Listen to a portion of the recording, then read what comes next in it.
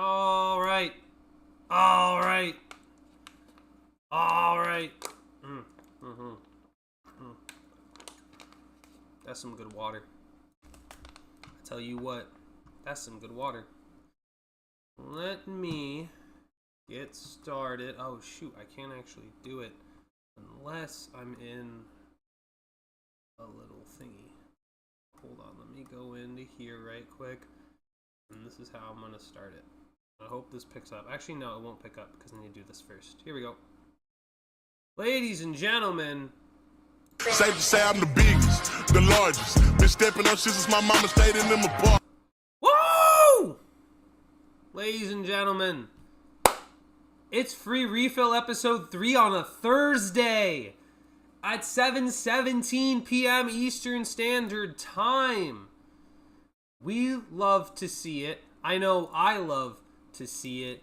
And dude, it's week 3 of the NFL. It's going to start in literally an hour. So I got to speed run some stuff. I got to speed run what I'm going to be doing today. So we're going to be getting into recap of week 2. We're going to be giving out grades as we did last week with week 1. We're going to be doing a preview for week 3. I'm going to be giving you my thoughts and as many games as I possibly can, giving you a little bit of insight into what I like, what I don't like. And before we get into all of that, 2 things. Number 1, Mr. Squidward Tentacles is our guest today because really I just don't want to make a singular frame where there's my face. I'd rather just have the black empty hole filled in with some random cartoon character. In this case, it's Squidward. Much more iconic than the random squirrel from Adventure Time. He's going to be chilling with us today. So that's what's going to be happening there. That is first step on the agenda. Second step on the agenda, before I even go into any more detail today, I need to break down schedule. I need to break down the schedule of what I think we're going to end up doing. It's not even concrete, unfortunately. But hey, sometimes I'm not perfect. I'm not going to have all the exact choices I would like to have happen. But that's why we're here. We're going to figure some stuff out. First thing on the agenda. I'm going to go by week. I'm going to explain how this goes. First off, Monday. We're going to start from a Monday to a Sunday. This is how I want to do things, how I think things will be done in the future. First, Monday is going to be free refill. That is going to be the day I hand out grades for teams. We're going to do it before our episode on Tuesday, Primetime with Taff and Phil. That is step number 1. I would like to do NFL grades on Monday moving forward. That is the idea. Probably around 7 o'clock, 7:15-ish. I think 7:15 is going to be a hard date, a hard start time for when that happens. Tuesdays or when me and Taff, or Taff and I, whatever grammar you prefer, that's going to be our main collab where we are both here, we are both talking sports. So we'll be talking around that. That goes for about an hour on Tuesday. There's roughly anyway time between 6 and 6:30. Pretty much bank on 6:30 because I'm going to be honest, Taff is always late. That's just the reality. I don't control the man. He's just late sometimes. So bank on 6:30. Wednesday, I'm going to do the preview for the next week because I want to be able to talk about all the games before I get to Thursday. Wednesdays are going to be the other free refill episodes. So 2 free refills in 1 week. We would be looking at free refills once again starting at roughly 7:15. 7:15. That's when they would start. And those would be either generally a preview of the next week, but also any things that we may have missed on Tuesday that we weren't able to get to. Thursdays are probably going to be nothing. There's a good chance Fridays are also probably not going to be a whole lot. But Saturdays, those could be like maybe little bonus episodes. I don't know. If I'm feeling frisky, I might do something fun, exciting. Maybe just game on a Friday. Because, sometimes I do what I want. I do what I want. I'm the biggest, the largest. And I do what I want. But Saturday is going to be like our more formal Taff and I preview of football on Saturday. And then Sunday is going to be kind of like our on-the-fly show right before the week 1, the slate kicks off. So like for week 3, we'll be going through and doing fun bets. We'll be talking headlines that we like, all that general stuff. That's what that is going to be moving forward. That is the slate. That is going to basically be every week. So just to recap, Monday, free refill grades. Tuesdays, Primetime with Taff and Phil, the main course. Wednesdays is going to be preview of the next week. Thursdays and Fridays could be just random stuff. Just got to keep your notifications on to see if there's going to be something going on, if there's something fun that I want to do. Saturdays, we're going to be here probably 6:30 for preview of the next week's slate of games, and then Sunday, little pregame show, just light and fun, doing some betting stuff. Are we clear? Probably. Is that going to change? Probably. But that's what I want to have it as. That is my goal, to try to constantly hit as much stuff as possible and try to get out as much as possible and get as much stuff clipped as possible. That's my game plan. That's my game plan. I work, and then I come in and I do the real work. This is the real work. Anyway, that is the schedule. That part has been nailed. Check 1. Check number 2. I want to talk about week 2 again. Before week 3 gets kicked off in roughly an hour, I want to go through week 2. I got to give my quick little thoughts on everything. So, while you listen to me type away NFL teams tier list, I just want to ask anybody in chat, how's your day, man? You having a good day? Because I had an annoying day, generally speaking. I hope y'all had a good day. I hope that if you didn't have a good day, that it'll be better tomorrow, because tomorrow is Friday, and for the majority of people, they get the weekend off. If you don't have the weekend off, that's tough, but maybe you're already on your weekend. Maybe Wednesday was your last day, and now you're on your weekend. That should be exciting, right? You're starting the weekend on a Thursday. I don't even know if I've ever met anybody who works just Sunday and Wednesday. I don't know what job that would particularly entail that, but I guess we'll see. I gotta get into this though. All right, this was shoot. All right, I gotta drag all these logos out of here. Oh no, they won't. Okay, just reset it then. Dang it. All right, well now I gotta change all this. You know what? We're gonna just change all of these things because of course, silly me, I didn't have it set. You know what? Here, we gotta make this like an F, and then this will be like B plus, and then B minus. See, we're figuring things out. It'll be fine. B minus. I'm not even gonna. You know what? C, D, F. We're gonna keep things a little bit in more general categories. Remember last time I did this, it was kind of a little all over the place. So we're gonna be a little bit more general. I think this is fine. I'm gonna fix this so y'all can see. So we're gonna roll through the grading of last week quickly, because it's been kind of a week. It doesn't really make sense to harp on it for so long. This is how we do it. No. This is, God dang it, man. OBS can be really annoying to operate, and I don't enjoy that sometimes. Okay. Classic. Ad right in the middle of my face because I don't have ad blocker because I'm poor. Broke. Not poor. Broke. Anyway. Week 2. Quick scaling grades. I'm going to start rewinding back to Thursday Night Football. Packers. Easy. I think that's pretty easy to just put them in the A+ range after last week. Their defense dismantled another one of the top offenses from last year. That we had that expectation, right? That they were gonna go in, they were gonna dismantle that. Like the way they dismantled Jaden Daniels, made him look like a baby. They basically became Jaden Daniels reliant. They couldn't move the ball. The Packers did an incredible job once again. Back-to-back weeks, their defense dominated, their offense showed up. Losing Jaden Reed sucks. But Tucker Kraft looks like he's gonna be a big part of that offense. Green Bay looks good. Washington, not great. Honestly, where's their W? There it is. It's got to be like a little bit of a D tier. It was not a good performance. They looked old. It was like one of the oldest teams going up against one of the youngest teams. And obviously that was a headline that was hammered. Every single media outlet was covering that exact point. But the point still stands. It was not a very good team. It had its issues. It had its flaws fairly consistently, and that didn't change. So, to me, you got to go into D. The only reason it's not F is because they kind of stayed competitive a little bit, thanks to help of Jaden Daniels, but they very clearly looked outclassed. I'm not going to go in any particular order. Let me go to Pittsburgh. Pittsburgh Steelers, my team. I have a lot to say about this game. This game was an F. It may not show it on the scoreboard. That game was an F. The offense completely stalled in the second half. The defense once again gave up 300 yards for the 10th straight game. And that they've played, and I gotta be honest, you cannot spend this much money on a defense and then do what you've done the last 2 weeks. It's embarrassing. Caleb Johnson on the special teams. What are we doing? What are we doing? How do you not know that rule? Like, I challenge someone to actually think of a dumber time. Because here's the thing, right? I've seen that happen before. It happened, I think, 2016. It was like Bills-Jets last game of the year. When something like that happens, you put it on film for every other team to see. Everybody puts that tape on film. They say, do not do this. If you do this, you cut. That should be, because it happened.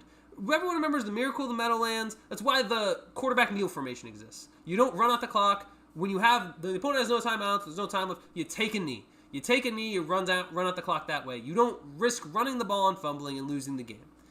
And that's, for as far as I've known, that situation, at least in the NFL, has never happened since. How does this happen again, where a guy just lets the ball bounce back behind him into the end zone and he doesn't go get it? Not enough coaches are putting that tape up for their kick returners. That should be like camp day 1 or day 2. Don't do this boneheaded thing, and yet it happened. And it's frustrating because I believe it's Danny Smith, the special teams head coach. Such a good special teams coach. And lets that happen? Unacceptable. Absolutely unacceptable. I can't allow. Like, I can't believe it. I personally can't believe it, and it frustrates me seeing that F. That being said, I gotta give Seattle props. They played a better game. They played a much better game. They just did. I'm not gonna say they played perfect because they had their own share of turnovers. That's probably gonna happen with Sam Darnold, honestly, regardless of who he plays. But considering the fact that Kenneth Walker looked, and that offense rushing the ball in general did not look good against San Francisco week 1, for Seattle fans, they gotta feel a little better about it after week 2, what they just did to Pittsburgh. 8.1 yards per carry for Kenneth Walker is kind of ridiculous. It was embarrassing to watch from the highest paid defense in the NFL. But the fact that Seattle was able to do that has to give them optimism and giving them B+. Wasn't perfect, but I give them B+. New Orleans. New Orleans is weird. It feels like an average thing, but to be honest, they're playing better than I thought. When I think about the Saints and where they are at this point, they should be much worse. My thought is, they're going to get blown out every game. Not a realistic thought. But their roster's not really all that excellent. It's not really a team that's expected to have a whole lot of success throughout most of the season. It's it's bad. It's terrible. Like, I don't trust Spencer Rattler. I think Alvin Kamara's old. Cam Jordan's old. Like, the whole team is just old and doesn't really have any young guys that I think are ready to be superstars right now. But, it's not the worst thing in the world. That was like a C. They played, I get it was San Francisco's backup in Mac Jones, but it's still a very talented San Francisco team. I think New Orleans, the fact that they were both at home and you lose both home games kind of, sucks. But no one thought this team was going to be good anyway. I would just at least say New Orleans, try to be your best to be competitive. It's the best you can do right now. Miami. What's hilarious? It's better than last week. But that was still not good. That team gave up way too much man, to New England. I know we expect New England to be this dark horse offensive wild card team, potentially. Your defense needs to be better. Your team needs to be better. Like, Mike McDaniel, I'm going to be honest, we're talking head coaching hot seat. I'll get into that right now, just a little preview. Mike McDaniel's an absolute 10, maybe an 11, in terms of how hot his seat should be. If he gets blown out tonight against the Buffalo Bills, which is a very high probability, he might be canned after 3 weeks. If they get embarrassed on national television, I guess Amazon Prime television, whatever, they get embarrassed, he's gone. CEO wouldn't want to be, he'll be some great offensive coordinator somewhere, but as a head coach, it collapsed. Like, he just didn't ever really regain that respect in the locker room. And you could kind of see it, like, it's not there anymore. The respect for Mike McDaniel just doesn't exist. It's non-existent.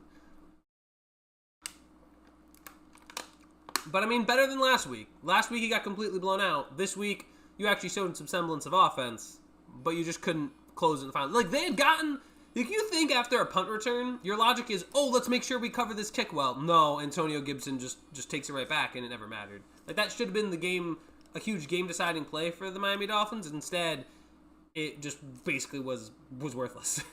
So, let's talk about their two opponents. Let's talk about New England. New England, probably along the same pace of the Seattle Seahawks. listen, it wasn't perfect, it wasn't pretty the whole time, but you got to give credit. I think last year that's a game New England probably loses. I think in that situation, in those moments, I think New England probably finds a way to lose that game with the coaching that they had last year, with the team that they were last year. They feel better under Mike Vrabel. Are they perfect? They're not gonna be. I still don't even think they're yet ready to be a playoff team. But there's a lot of good things that came from Miami. There's a lot of good things that came from this game. Squidward's unenthused about it. You know, he's unenthused about everybody. But I think that overall, the expectation is, I think that was a good game. That was a good game, and I think now you go back home, you go up against a Pittsburgh defense that's struggling. I think Drake May is probably licking his chops, honestly. I think New England is 4-14 in this. I believe, I don't think it's like 4-14 the last 18 matchups. Like, this New England team always beats. I mean, even when they had, what was it? It was a Thursday night game where the Steelers were playing the Patriots, and the Steelers still found a way to lose. I think it was Bailey Zappi starting. It just doesn't matter. I think at a certain point, Pittsburgh's just going to find a way to lose games to New England. It just happens. So I think Patriots fans should be pretty confident going into this upcoming matchup. I even say that as a Steelers fan, bro. Like, this is just what happens. This is who we are, and it pisses me off. Pisses me off every time. Keeping it rolling, New Orleans, they had lost to San Francisco. San Francisco, I kind of want to put in the same range. I think they played well, considering that there was no Brock Purdy, George Kittle's on IR, Jawan Jennings gets hurt, right? You have all these, like, this team is just the team that can never stay healthy. But Kyle Shanahan's a good coach. Kyle Shanahan, you know, sure, he continues to blow double-digit or 10-point leads or double-digit leads, but San Francisco still wins, and I think it was important that San Francisco won these games because you want to get Brock Purdy back as soon as possible. I don't think Brock Purdy is like a top 7-8 quarterback, but he's better than Mac Jones. Just overall, I think what you can run your offense with him is a lot different than what you could normally run with someone like Mac Jones. So that would be, I'm just going to move this over. Yeah, there we go. I'm just going to move that there. I think it's better than what you could run in a Mac Jones offense. Baltimore, I mean, honestly, probably A+ to an A. The only thing I'll say is Derrick Henry didn't play well, but you won. You hung up 40 points this time, and this time you won. That's the difference. You played Cleveland, so you were able to win, right? And you were at home. I mean, what else is there to say? They dominated the game. There's not much else to say. Cleveland, on the other hand, listen, you lose by 31 points. Normally that's an F. The reality is, this team's not very good. This team wasn't expected to be good. It would probably be an F for most other teams. That's the expectation. This would be an F for most other teams. But Cleveland's Cleveland, man. It is what it is. I wish that maybe they could be an F. So I don't like them. But listen, that's a super talented Baltimore team. They had some moments defensively too. That they had some decent moments defensively. They just were an awful offense, but again, we kind of expected that. No one expected them to go into Baltimore and win. They were better defensively in some places than I had thought, so I put them in a D tier for performance. Bengals narrowly escaped. I'm gonna put them in B minus as opposed to B plus, because they really felt like they should have lost that game. I give them credit that they won the game without Joe Burrow. I'm gonna be real though. That situation, like at the end of the game, seeing Travis Hunter give up a huge DPI, I think that was a huge beneficiary to their drive. I just don't. They won, so I gotta give them some credit. They were able to win despite the fact that Joe Burrow went down due to injury. But Jake Browning threw 3 interceptions against a not very potent Jaguars defense. Like, I just don't think it's a very good defense. It wasn't last year, and I still think it needs to take major steps this year. Like, it's still not there yet. I don't know, man. And I think especially going further down the stretch, I don't know how confident you can be in Cincinnati moving forward. We'll get into that when we talk about the previews this week. And then we got, after Cincinnati, it's Jacksonville. Jacksonville probably should be an F, to be honest. And I think I will. I think I will because this was a game you had. This was a game you had, and honestly, even if you'd won the game, I'm probably still putting it in like a B- range. But the fact that you had this game in the bag, you had picked off the opposing quarterback 3 times. Brian Thomas Jr. had the game-winning catch and just dropped it. He didn't have a good game either. Trevor Lawrence had an awful end zone interception when being pressured by Trey Hendrickson. It was just, this should have been a win. This could have easily been a 2-0 Jacksonville Jaguars team. And the fact that it's not, to me, speaks how bad the organization is in general. That should have been a win. And you'll have a real chance to go to 2-1 against Houston, who, yes, is desperate, but has a terrible offensive line right now. So the fact that Jacksonville found a way to lose that game to Cincinnati, it melds my brain. It really does. It completely melds my brain. Denver. Ugh. I don't think Denver's a D. I think it's closer to like a C for the way they lost. Partially because I think Indianapolis has an underrated roster. I don't think it gets talked about enough. The players that they have in the form of Jonathan Taylor, Quentin Nelson on the offensive line. Michael Pittman's not the best wide receiver one, but you could have much worse wide receiver ones. DeForest Buckner's still good. Cameron Bynum has had a good start to the year. And the way they played, listen, Daniel Jones was just tearing them up, man, coverage-wise. I don't put all the blame on Denver, especially because their offense was way better than it was week one. Like week one, they were missing on some big opportunities. They were able to hit a lot more of those this game. So I think there's some benefit to take away from there. But it is kind of tough to lose. It feels like this team could have easily been 2-0, and then, of course, there's a penalty late. You end up losing the game. But I can't get too mad at Denver overall because they figured out one of the parts that was struggling in week one. And then Colts, I'm gonna give them the A. I know I'm not giving them the A+, but to again, this was a playoff. Denver was a playoff team last year. Denver was a playoff team. And frankly, Denver felt at least not in control, but very much a back and forth type of a game that you were just waiting. You were just waiting like, oh, it's the Cinderella story's going to break. The other shoe's going to drop. Daniel Jones is going to throw the game. And he really didn't. I mean, Daniel Jones has played solidly. I mean, I'd made a meme about it, blown up recently. Like, it's kind of interesting. It feels like it's going to be one of two things. It's either going to be a Sam Darnold-esque season where Indianapolis wins the AFC South, or it's going to be a Saints last year kind of season, where they win 2 games and then they're kind of just really bad the rest of the way. But I think Shane Steichen has agreed that, you know what? Daniel Jones is clearly going to be better than Anthony Richardson. I think that's clear and obvious so far. Speaking of, it was a good game between the Colts and the Broncos, undoubtedly. And speaking of a good game, the Giants and the Cowboys were super entertaining. And to be honest, I'm going to give New York a C. It wasn't the best. Their defense was not playing well. When you talk offensively, they needed that. They needed an offensive burst. The only real offensive burst they had last year was Drew Lock late in the season against the Colts when it didn't matter. And remember, this is the Dallas Cowboys, and the Dallas Cowboys and the New York Giants rivalry. Those games in circa 2011, mid-aughts to mid-teens, was some of the best games you could possibly watch every year in the NFL. And that felt like that because we haven't really gotten a good game between them, like a really iconic game for a long time. That game was incredible. That was, I think, personally, the game of week 2. Russell Wilson obviously has the bad interception at the end, so you got to knock him for that. But I wouldn't have doubted it if you said, yeah, this Giants team just loses by 20 again in Dallas. No, they put up a fight. They 100% put up a fight, and it was just the Herculean effort of Brandon Aubrey.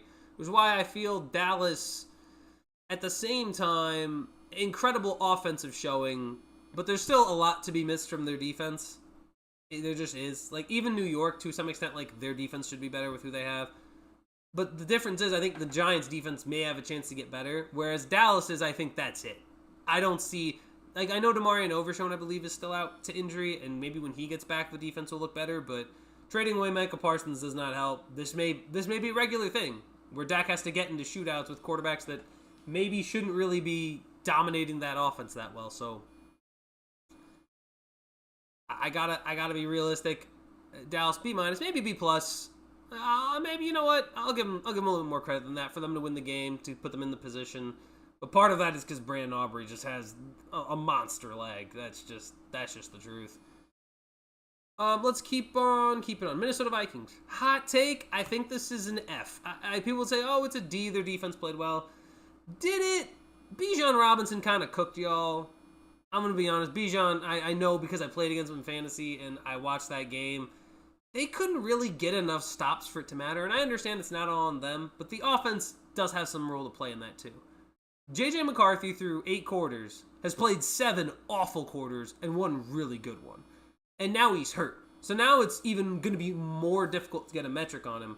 What I think's going to be interesting, at least especially this week for the Vikings, and we'll get into it later, is how Carson Wentz performs against what I think is a bad Cincinnati Bengals defense at home.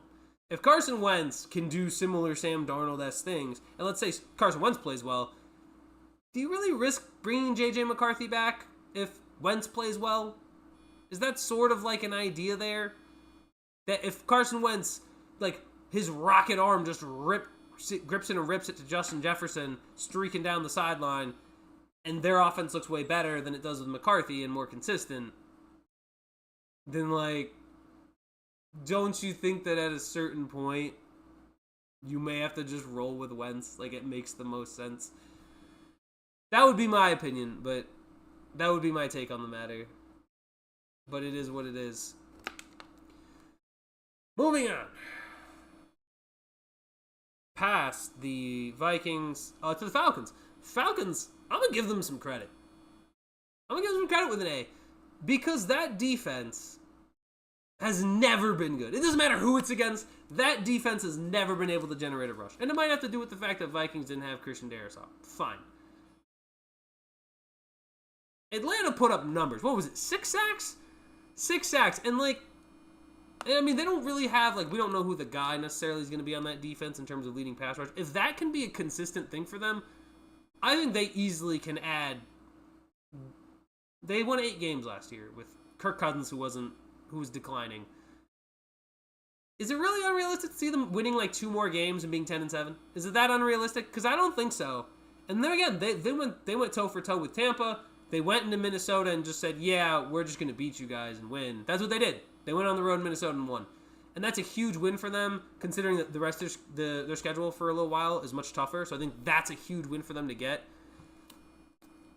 And Michael Penix, I think I showed multiple times, he's pretty solid. He didn't show it as much this game because it was a tougher Vikings defense, but he showed it week 1 against Tampa. So I'm going to give Atlanta some credit. I think they could be very fun to watch. Let's go LA. Honestly, solid A. You're going on the road. You're going across country. I know it's Tennessee, but at the same time, what are you going to do? What are you going to do? You play who you play. You go cross country on the road to a team that's probably desperate for a win because I don't think they're going to get many.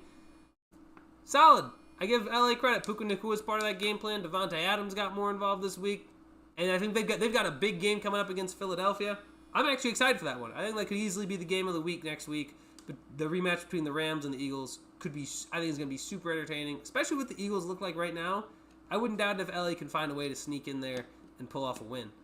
And speaking of the Titans, not the best loss, but I do think there's some excitement. Like, I know Cam Ward made a throw that pretty much if any quarterback makes, it should be intercepted, but that's the point. You see a guy be able to make a throw, all of the things that most quarterbacks aren't supposed to do, and you're thinking, dang, that's impressive. Most quarterbacks, if they did that, yeah, it would be picked. But for him to be able to make that play, shows you the talent, shows you what he's capable of. I'll put it in it was a B- loss. I think, I understand it was a loss, but you lost to a playoff team from last year.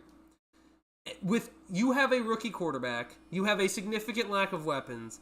This season really is not about making the playoffs. It's about what does Cam Ward have, what does he bring to the table to our offense, and what playmakers are going to help him moving forward. That's what this Titans season is going to be this year moving forward. And honestly, if you have a loss like that to a playoff team, I'm going to be honest, that's not the worst thing in the world. And honestly, you know what I'm shocked? Cam Ward hasn't turned it over the first 2 games. For rookie quarterbacks, you'd be expecting a lot. Not from him. I think he's got a good amount of poise. And I wouldn't doubt it if the Titans were able to pull a little bit of magic at home, find a way to take down the Colts. I don't think it happens. But it's not impossible if Cam Ward can stick to his guns, not turn over the ball, not make big mistakes. I see it's possible. Next, quick grading. Speedrun grading. Here we go. Baker and the Bucks. Easy A. I don't know if it was not perfect the whole game. The game was close throughout. But they went into Houston. They went up against that battered offensive line. Their defense played well. Baker Mayfield was clutch. I mean, we all saw it. We all saw the jawing at C.J. Gardner-Johnson. Yes! Baker's America's quarterback. Say what you want. I think it's pretty clear Baker's America's quarterback. You could maybe make a case for Josh Allen as well. It's not impossible. But I think of anybody, people want to see Baker succeed. I think he just has a story that I think relates to a lot of people, of so many people doubting you and then being able to get where you are now. Baker had an impressive showing against the Tampa Bay Buccaneers. I gotta show props to him, even though he's a former Cleveland Brown. I'm impressed he got out of there and is doing what he's doing.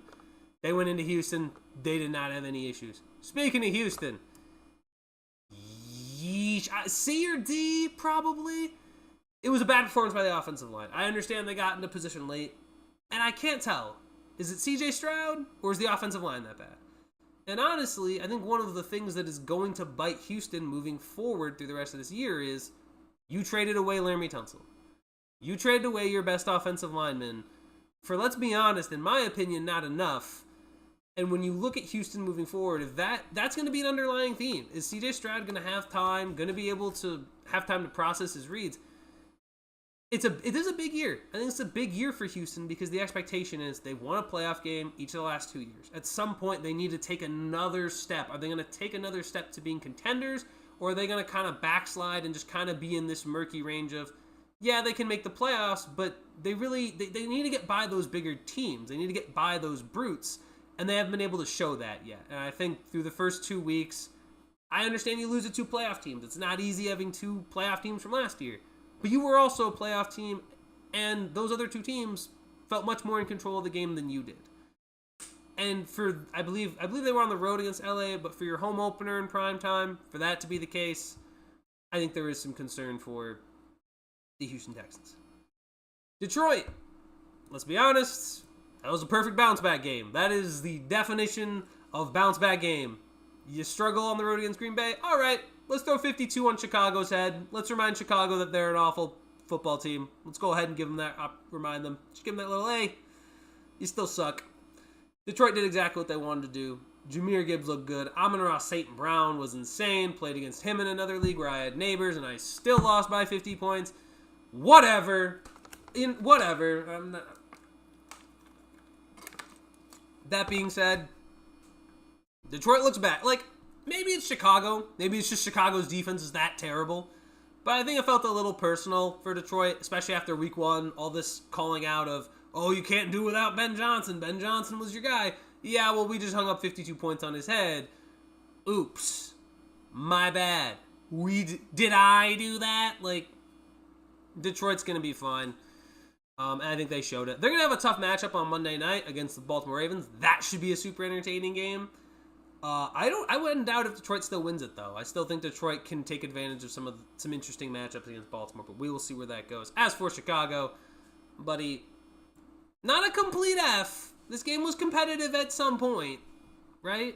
But at the same time, it's like, okay, like, we need to see, like, a little bit of something better. You know what I mean? I think we need to see some more opportunities. I think we need to see this team be better, and I just don't see a situation where it does. I just don't fully see that happening right now for Chicago.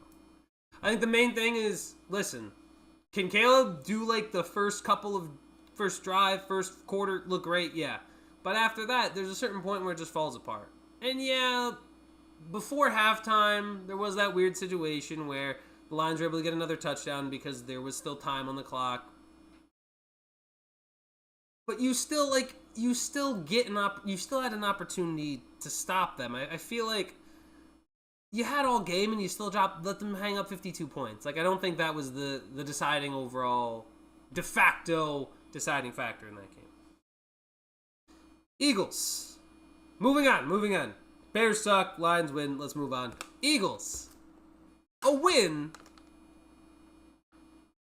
However, I don't think it's that impressive. I understand it's Kansas City. It's this juggernaut. But they did not win by a huge amount. They didn't really win by a huge amount. This game was close throughout. I understand maybe Kansas City was desperate to not fall to 0-2. But, yeah. That wasn't impressive. Again, 101 yards passing from Jalen Hurts. There will be times where you need to throw the ball. If your passing offense looks like this by like week 5 still, like it needs to be better. I don't think you can consistently win games throwing for 101 yards passing. I just don't think you can.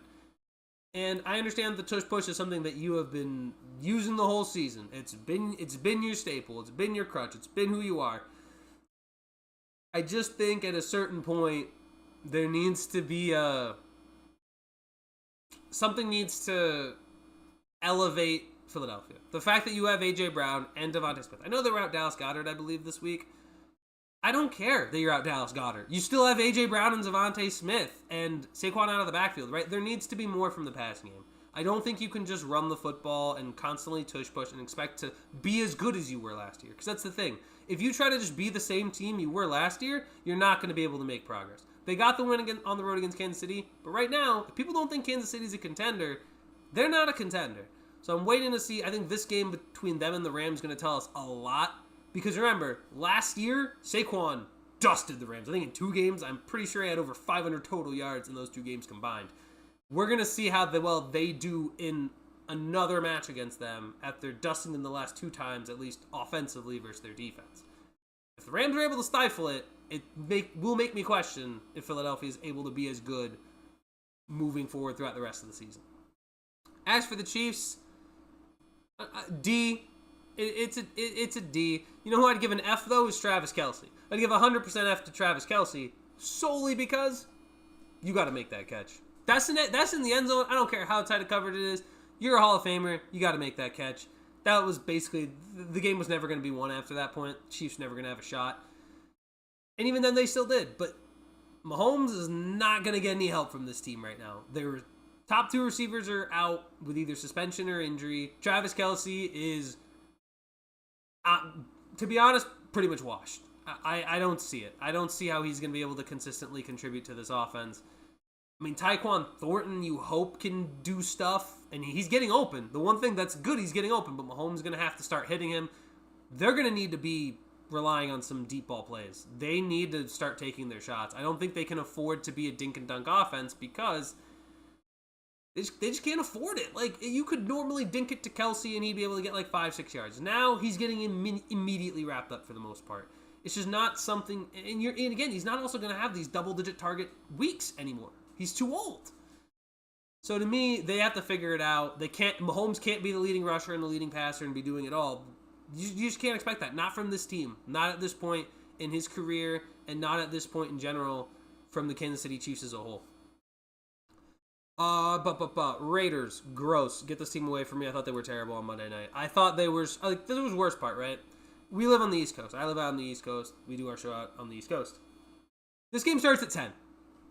I was up at 10. I had to watch Geno Smith and the Raiders and Ashton Ginty basically suck. I had Brock Bowers on my fantasy team. Absolutely sold. Was the reason I didn't get any wins. I could have maybe snuck away with one win in one of my leagues. Didn't happen.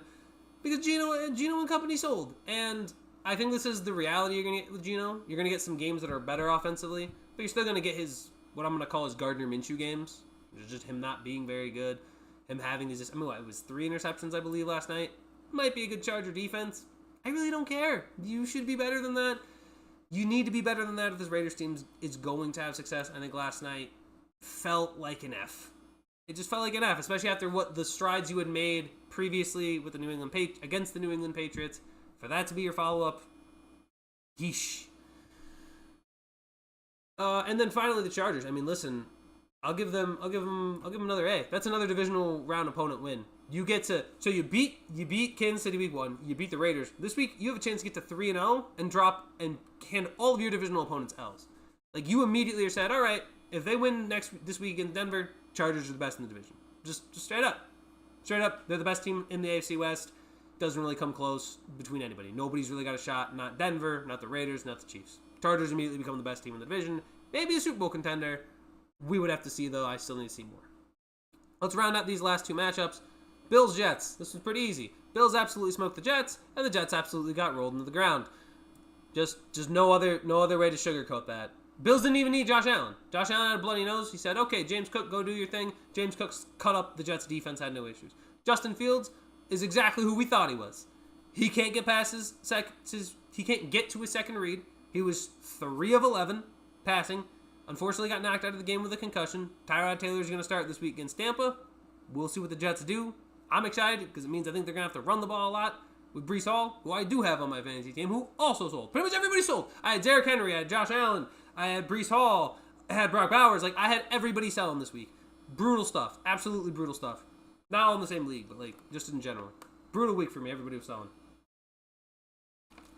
That's pretty obvious. Bills, great performance. Jets, absolute, just disgusting. It's like, it was really funny, too, because week 1, so much optimism for New York. Justin Fields looks amazing. He's great. Then all of a sudden, yeesh, yuck.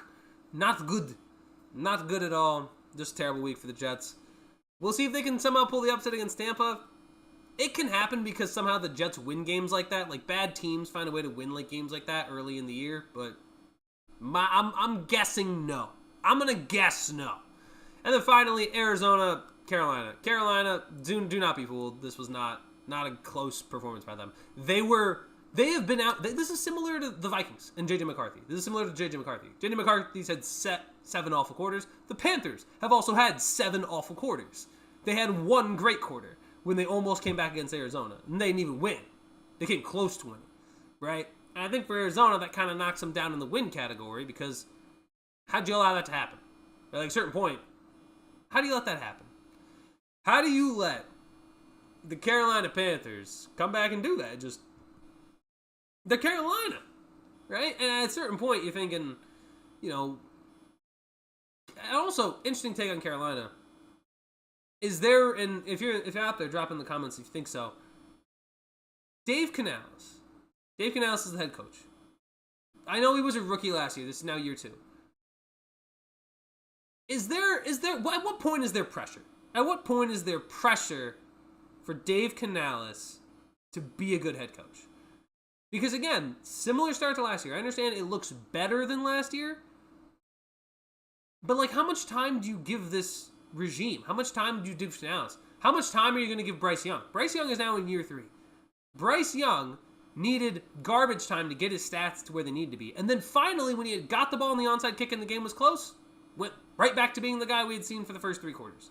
So, I just don't get why there's still this commitment to him overall in terms of what we're looking at, right? Like, I just don't know how much longer you can stay committed and attached to Bryce Young and Dave Canales for the Panthers regime moving forward.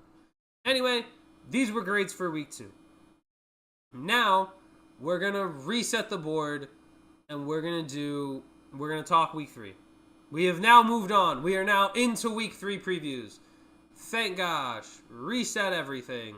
Change this stuff. We're not, you know what? I'm going to try to like separate them. This is not even like, you know, I'm just going to go through like order of games.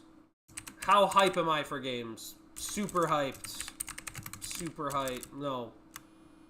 Insane hype. What the heck? It's not, what? Why does it look like that? No. Why does it look like that? You serious right now? Why is it like off to the side? That's not even me doing that. Insane hype. Insane. Pretty hyped. Hyped.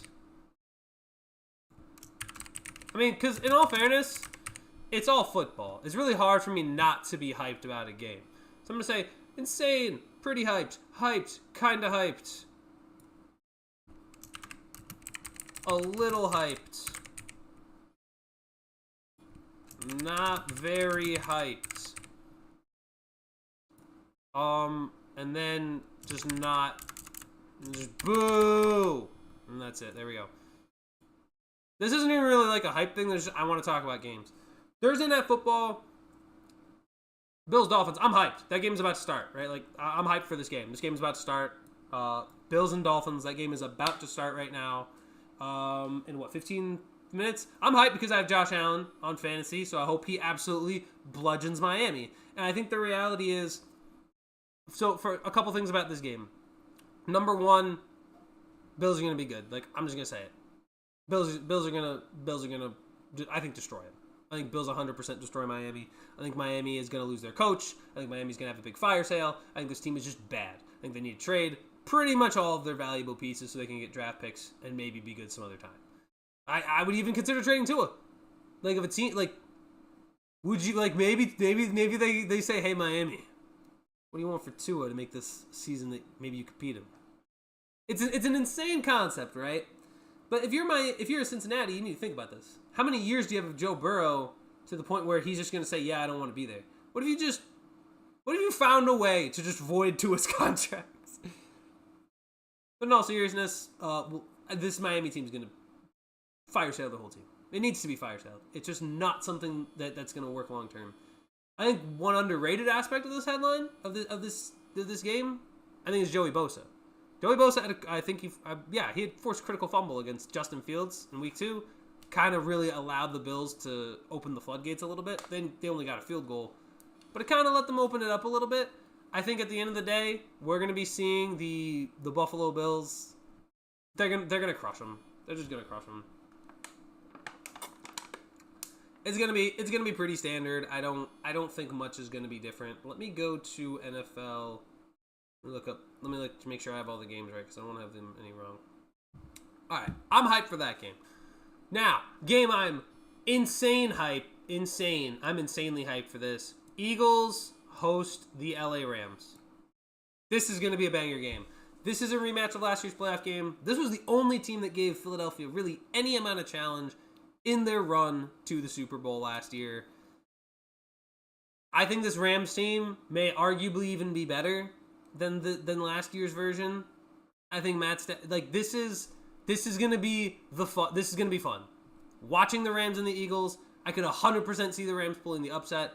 I think overall, when I think of the LA Rams overall, right, and I'm thinking, okay, because it's such a well-rounded team. It's low-key a really well-rounded team. From quarterback, you have Stafford. Running back, you have Kyron Williams, and you have a solid change-up back in Blake Corum.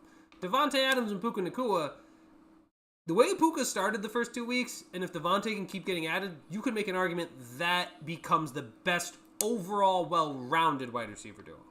I'm not saying that there aren't very good ones, like Justin Jefferson, Jordan Addison is good. You would have Jamar Chase and T. Higgins. You would have A.J. Brown, Devontae Smith, who haven't been good to start this year, by the way. But when I think of Puka Nacua and Devontae Adams, if Devontae Adams can play at even 80% what we know he can play at, that's probably the most well-rounded wide receiver duo. Because I think 100% as a wide receiver too, you're probably taking Devontae Adams over Higgins. Well, you're definitely taking him over Addison and Devontae Smith. Maybe you could make an argument that you would take Higgins. But I think at the very least, it becomes a very fun... It's just, oh my gosh. This game is going to be a banger. This game is going to be an absolute banger. I hold on, I have to answer this real quick. There we go. Sorry, my bad. Important stuff happening. Just do not worry. I would say right now, that is a game I am insanely hyped for. Next. Let me grab up the public schedule again. Aha! Bengals Vikings. I'm kinda hyped. The reason why is just simple. The starting quarterbacks, there's no Burrow, there's no McCarthy, so it's tough to really get hyped. But I'm kind of hyped to see Carson Wentz. I'm kind of hyped to see a little bit of a backup quarterback battle. These are still two of the best receivers going at each other. Like, this is two. You know what? I'd even say I'm pretty hyped. You know what? I am pretty hyped. These are two of the best receivers in the game. The two best receivers in the game.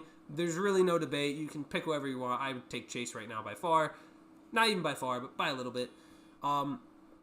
This is going to be a fun one. I hope this is a fun one. I hope Carson Wentz and Jake Brown just say, you know what? I don't care about anybody else. I'm just going to give my best receiver 20-plus targets.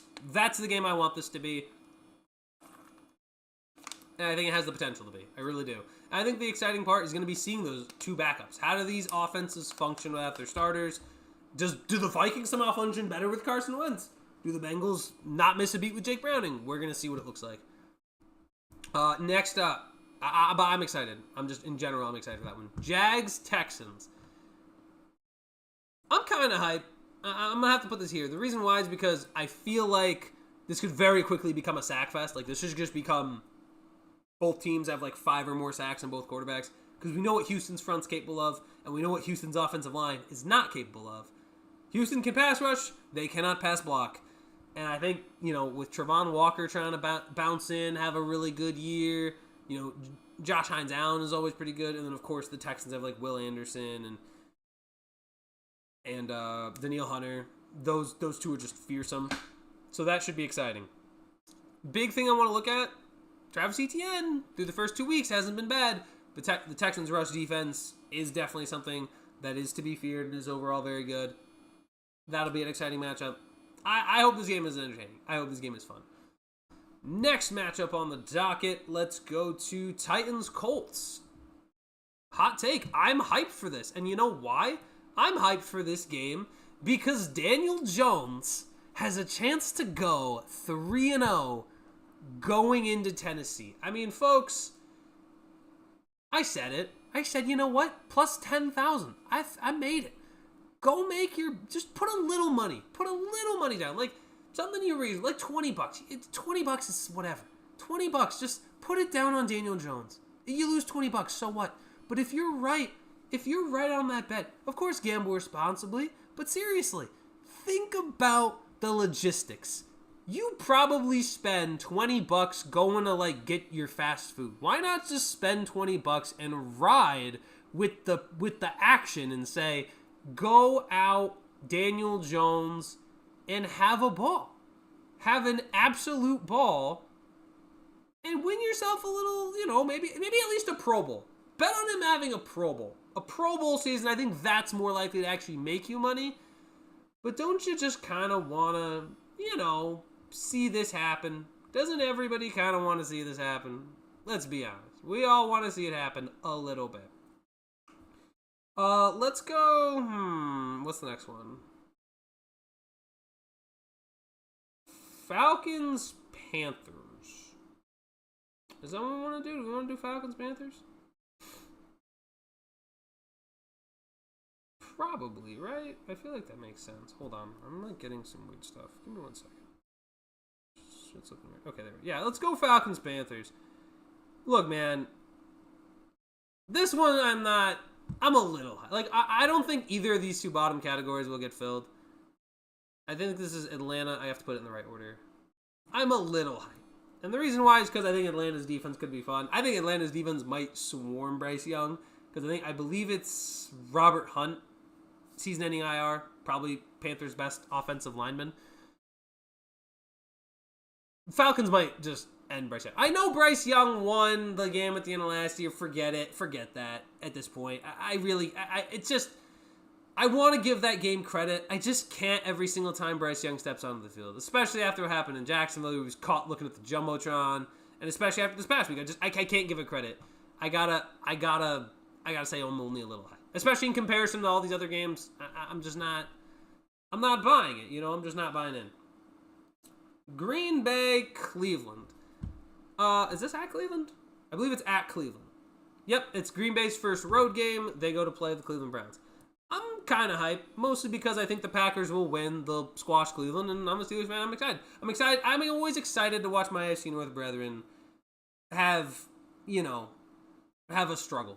And Cleveland just is fairly consistent to watch that happen. I'm sorry, Browns fans. There's just no love lost. There's no love lost there. But I'm also excited to watch Green Bay's defense. I think it could be an entertaining game. I think this game could definitely be a step closer to them being like, maybe we start one of the two rookie quarterbacks we drafted. Because I love you, Joe Flacco, but I don't think you're taking this Cleveland Brown team to the playoffs. Not the one. You couldn't do it. You did it with the one a couple of years ago. I don't think you're going to be able to do it with this one. I think at some point we'll see Gabriel or Shador. I'm not sure which one, but I think we will see one of them. And of course, I mean it's good to watch great players too, like Myles Garrett and Micah Parsons. That should be a fun pass rushing battle in general. We already talked Texans Jags. We already talked Vikings Bengals. Oh, yep. Let's do Pittsburgh and New England. Let's do Pittsburgh New England next. I'm a Steelers fan, and I want to be hyped for this game, and I am, but I am not. If I have to pick, I'm gonna say pretty hyped. I'm not insanely hyped because I have a sinking feeling that this game is gonna be. It's gonna hurt me. personally, if we lose in New England, which is very likely. But I think, you know what? I trust, you know what? I'm gonna drink my own team's Kool-Aid. Aaron Rodgers is going to have a bounce-back week. The defense will do something this week. I have to imagine it has to do something. Because if it doesn't do anything this week, then I think I'm going to have to start actively petitioning for Mike Tomlin's job. I'll just do it. I'll do the job that Coach D doesn't want to do. It's okay. I'll step in. I'll be interim. Believe in me, guys. Philip White, head coach of the Pittsburgh Steelers. Or at the least, like, give me a gig as like a scout or something. Like, come on. But I am concerned. I am a little bit concerned with New England. The one thing I do think is good about this game, though, New England's linebackers suck in short coverage. So I think there's going to be a lot of short passes in this game. I think it needs to be for Pittsburgh to have a chance. I believe they'll take advantage. I think it's Spillane and I don't know who the other linebackers. I know Robert Spillane is on the Patriots because he used to be a Steeler. But I'm not sure who the other one is. I don't remember off the top of my head. They're not very good in short coverage. I know Robert Spillane is not good in short pass coverage. I know he had like a pick six once. Generally speaking, not that great in short coverage. That will have to be Pittsburgh's way to win. It's really their only chance. I think they can do it. I'm gonna obviously pick them when we do game picks when we're back here on the show Saturday. So be tuned in for that. But at the same time, it pains me. It pains me because I am actively nervous about this game. Baltimore, I know, hosts Detroit. I think that's gonna be a great game. There's a chance Baltimore blows out Detroit. Very real chance. But I don't think it happens. I think there are enough weaknesses in Baltimore, especially Marlon Humphrey specifically. I know he's a very good corner most of the time, but he has not had a great start to the year. I think there's a chance if he's the one mostly manning up on Amon-Ra, and it could be they choose to go to Nate Wiggins, but if it is mostly Marlon Humphrey, I think Amon-Ra will get some big chunk plays and keep Detroit in this game, and it'll be entertaining. Come on. These are two of the two best teams in the league, generally. Like, these are two of the best teams. This will be a fun game. New York Giants at hosting the Kansas City Chiefs. You know what? This game I am pretty hyped for, and I will tell you why. Because there is a real chance, guys, for the first time in Patrick Mahomes' career, not just can he be 0-2, but he can be 0-3. Think about that. Really think about the implications of Patrick Mahomes falling to 0-3. Doesn't it sound amazing? Doesn't it sound like something you've been dreaming of? Of course, Chiefs fans aren't dreaming of it, but the majority of the NFL audience would be so excited to watch Russell Wilson, of all people, on the New York Giants of all teams, send Patrick Mahomes to 0-3. That's why I am pretty hyped for that game. I think it happens? Probably not. But because Kansas City can't do much on offense, guess what? I think it can. I think it is possible. And in fact, I'm going to be honest, teams have been running through the Chiefs secondary. Like, players have been getting open. They just haven't. The Eagles weren't able to complete many passes. The Chargers were able to complete passes because Quentin Johnston, Keenan Allen, Ladd McConkey were all getting open against Kansas City. If Malik Neighbors, we'll see what McDuffie does, but I think Wan'Dale Robinson may have a field day against the Kansas City Chiefs and send Patrick Mahomes to 0-3. Could you imagine? I kind of want it to happen, so I'm excited to see if that's a possibility or not. Let's go Bucks Jets.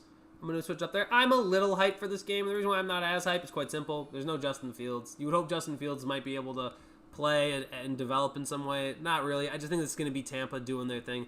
It could be an upset. Like, it could be a massive upset. But I'm kind of like, okay, really? Do we really think that that's going to happen? I don't think so. I feel like it's Tyrod Taylor. Do I really want to watch Tyrod Taylor? No, not really. I'm here for Baker. That's why there's a little hype. I'm hyped for Baker. I'm not hyped for the rest of it. Keep it rolling. Hold on. Let's keep it rolling. I just need to remember some of the other matchups. I don't have them off the top of my head. I'm not insane like that. Sorry, guys. Raiders Commanders. This is dependent on if Jaden Daniels plays. If Jaden Daniels plays, which I'm going to assume he is for right now, because I know it's possible Marcus Mariota plays, but I'm going to give Daniels the benefit of the doubt so he plays. I believe it's Raiders at Commanders. I'm kind of hyped.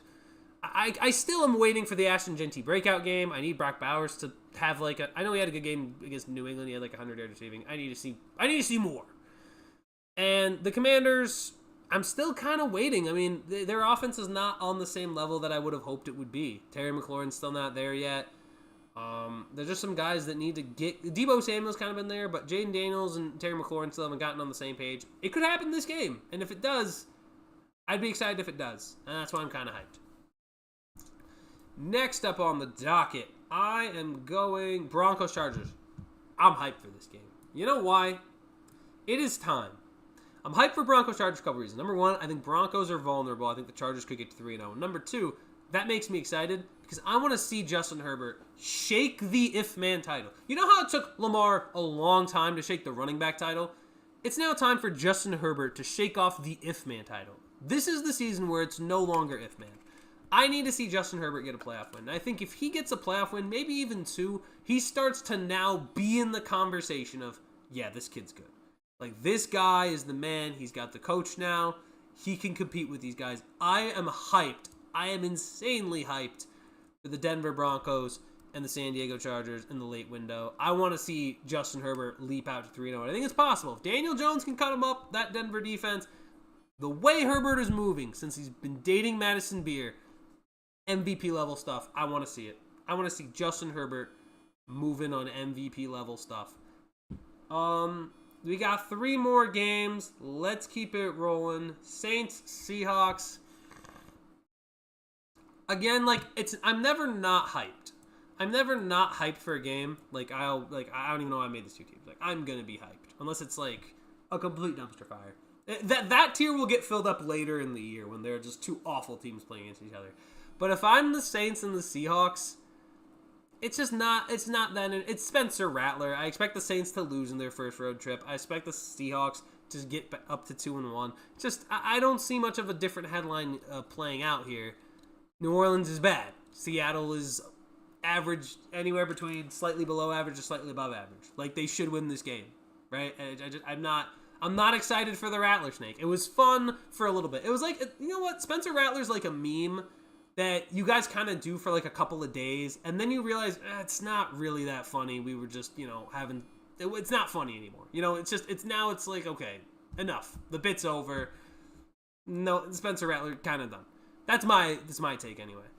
The other 2 late games, Chicago and Dallas. This to me, Chicago Bears versus Dallas Cowboys. I think they're at. Wait, are they at Dallas? Who's home? Who's away? Dallas is going to Chicago. You know what? I'm probably kind of hyped. The reason why is just because you hope Caleb Williams can figure it out, but at the same time, you know what? I hope that they figure it out. I do. It's just, man. I think Dallas will move the offense, but I just don't think Caleb Williams is ready to ad-lib enough. He hasn't been ad-libbing enough in a way where he's been able to make enough plays. I think it's very much timing. Right now, the Bears still need to find a healthy timing of their offense between can Caleb Williams do the timing and can Caleb Williams get the timing down and then Ben Johnson allow Caleb to be a little aloof in the way he plays. That, to me, is what's going to matter. And I think it's going to take time. I think it could happen this game, especially with the way Dallas' defense played this past week. But I still think it's just going to take long for Chicago and Dallas to get on the right page. And finally, not really a big banger that I'm too excited for, San Francisco and Arizona. But you know what?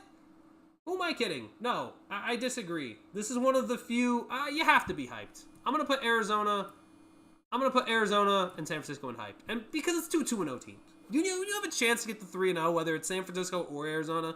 That's kind of big. That should be a big showdown. So, we've only got, 2 of those. The only other one is Rams-Eagles. I think I don't think there's any other 2-0 teams facing each other. No, that's it. These 2. The only other 2-0 versus 2-0 trying to get to 3-0.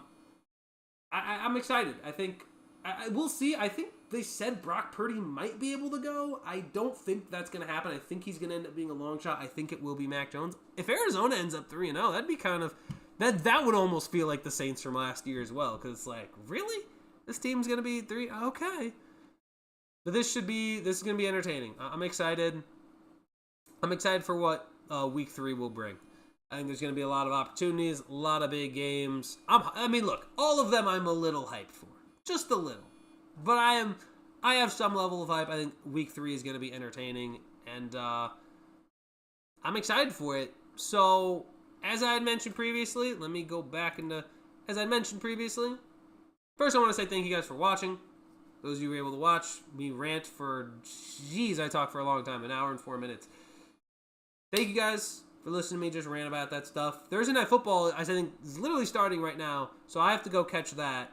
So I'm going to go watch the Bills, hopefully smoke the Dolphins, and watch Josh Allen eat some crispy dolphin and get me, 57 fantasy points. That'd be amazing to start my weekend of football a little early.